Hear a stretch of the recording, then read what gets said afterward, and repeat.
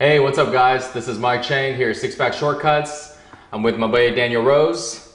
And today we're going to be talking to you guys about the 5 myths of getting six-pack abs. This is the continuation of our other video, which got a great response. So in this one, we're going to go more in depth and tell you what the myths are and exactly how to get a six-pack. So kick us off, Mike, what is the first myth about getting six-pack abs? First myth is all fat is bad for you, and consuming fat will get you fat. And just keep in mind, there is a little bit of truth behind every myth, and we're gonna kind of bust them now. So when it comes to fat, me and Dan, we actually eat a pretty good amount of fat, but keep in mind though, the fat that we're eating is not fat that usually people consume. Good fats are things like coconut oil, any type of nuts, like we like almonds, pecans, walnuts, things like that. Also, olive oil is good, and that's very, very important because a lot of people try to cut all the fat out of their diets, and your body actually needs the fat. Just as long as you're eating fats like those, your body is not going to actually get fat. It's when you're consuming, chips and pizza and burgers and all that stuff. That's when the weight actually gets added on. And I have noticed too, a lot of people who try to eliminate fat totally because their body craves those calories so much, they end up eating a lot of sugar. Yeah. And a lot of refined carbohydrates. Breads. Yeah. Exactly. And I think they're eating healthy. They're eating low fat, but yeah. If you replace fat with carbohydrates, it's not a good idea. Okay, Mike. So what's the second myth about getting six-pack abs?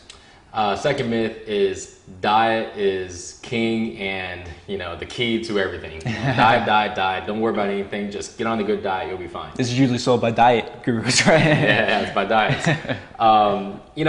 Diet is important. People don't realize that dieting actually lowers your metabolism. And when your metabolism is lower, that means your body doesn't want to burn any more calories because it doesn't need to. It slows your metabolism down, and so maybe in a normal pace when you're not dieting, you're burning, let's say, 2,000 calories, and then when you start dieting, before you know it, your body drops all the way down to only burning maybe 1,200 calories. So it's kind of balancing out. As you eat less, you burn less. So even though dieting is important and you have to eat clean in order to get six-pack abs, you have to keep your metabolism high. And that's where the working out comes in. That's where doing specific exercises to increase the amount of muscle, to keep the burning high in your body. That's when that's important. So people who just diet, they'll just end up, basically losing a little bit of fat, and afterwards a plateau right away. So as they go ahead and start eating regular again, they end up gaining the weight back rapidly till, a couple weeks later, they're right back where they started. So you got to go ahead and do both. Make sure you incorporate the exercise in it too. Diet alone is definitely not enough. So true, and I know so many people like that too, where they're dieting and their calories are insanely low. That I know people who eat 1,200 calories a day and they're still, pretty over fat. Exactly.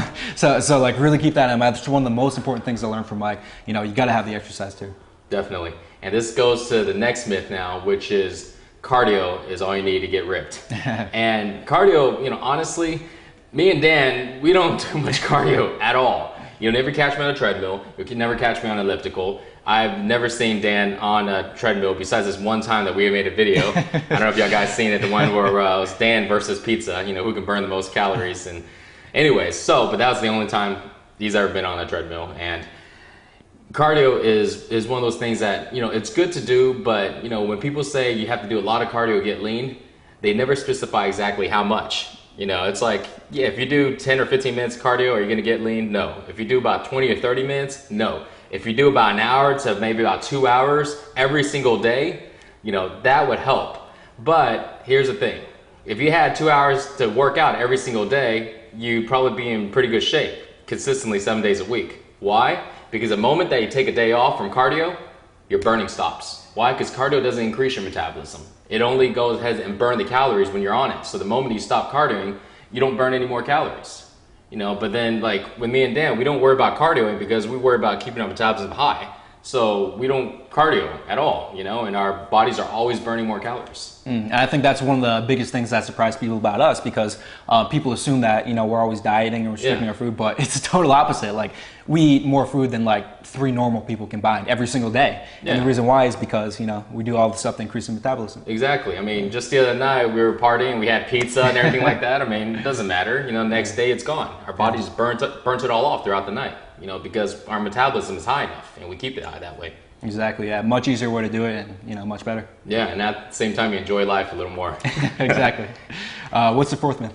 Fourth myth is supplements. Now this is where the supplement company is gonna get pissed if they watch this video. But supplements are overrated.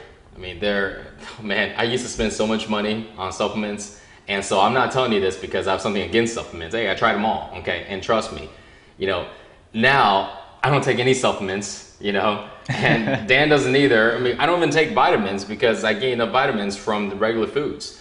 But supplements are so overrated because they only help you about 10% of the way. And most guys aren't even doing what it takes to go ahead and get into great shape. They're not lifting right.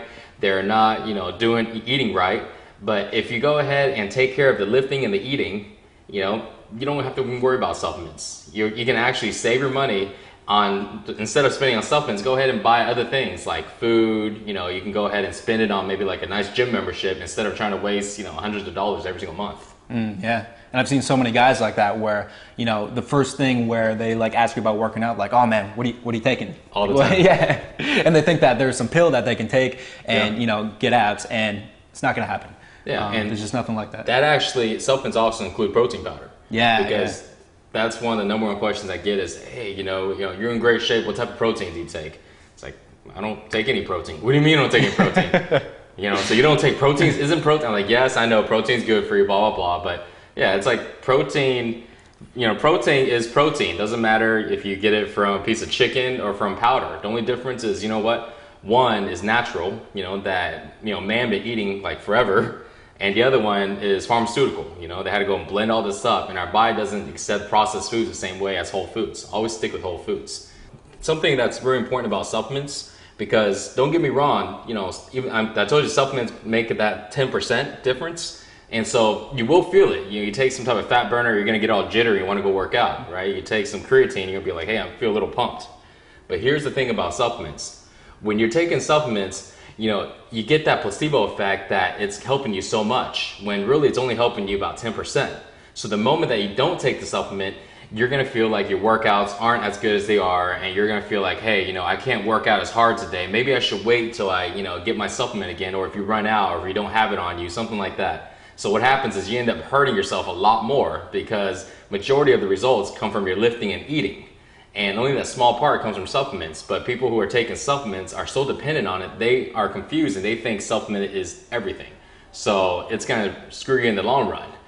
So with people like us, we don't take anything, so we can work out anytime we want without having to have all of our pills ready. Like, Yes. People bring a little bag and stuff. I got this and this and this and this. Oh, no. Give me 30 minutes for this to kick in. Oh, give me a break. So, that's what I want to say on supplements, okay? They do help, but, in the long run, trust me, you're going to be much better off eating and lifting. Definitely, yeah. That's where to spend your money, on the training, on the gym, on the stuff that actually matters. Yeah.